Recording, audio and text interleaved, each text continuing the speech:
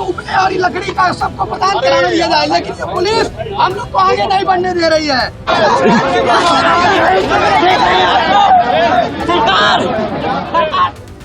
नंदा देवी लेकर आई खुशियां, भारत पहुंचे लगातार 2 बड़े एलपीजी टैंकर। एलपीजी संकट पर बड़ी अपडेट। मिडिल ईस्ट में बढ़ते तनाव के बीच भारत के लिए राहत भरी खबर सामने आई है।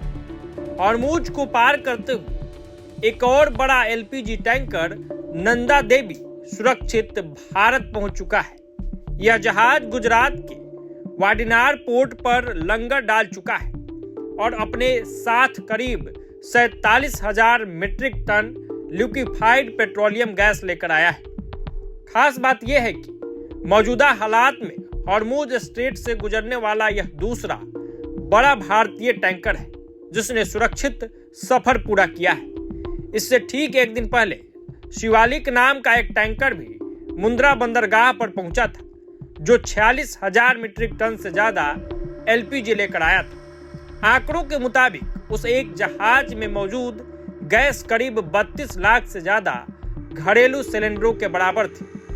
अधिकारियों का मानना है कि इस तरह के एक एक जहाज भारत की रोजाना एलपीजी जरूरत का बड़ा हिस्सा पूरा कर सकते हैं, यानी सप्लाई चेन पर बड़ा दबाव अब धीरे धीरे कम हो सकता है।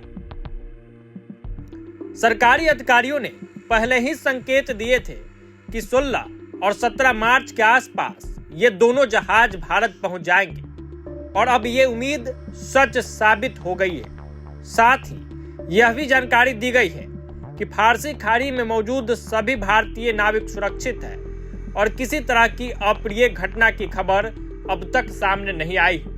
वहीं भारतीय झंडे वाले कई जहाज मौजूद थे जिनमें से ये दोनों टैंक सुरक्षित निकलने में सफल रहे। अब इन दोनों जहाजों के पहुंचने के बाद उम्मीद की जा रही है कि देश में एलपीजी की सप्लाई जल्द स्थिर हो जाएगी, जो अस्थिर बनी हुई है। लगातार एलपीजी को लेकर देश के कोने कोने से खबरें आ रही है। हालांकि फिलहाल कई शहरों में लोगों को लंबी लाइनों का सामना करना पड़ रहा है और छोटे व्यापारी भी इस कमी को लेकर चिंतित हैं। अब शिवालिक और फिर नंदा देवी के आने के बाद स्थिति में कितनी सुधार होती है, ये देखना दिलचस्प रहेगा, क्योंकि उम्मीदें तो बढ़ी है।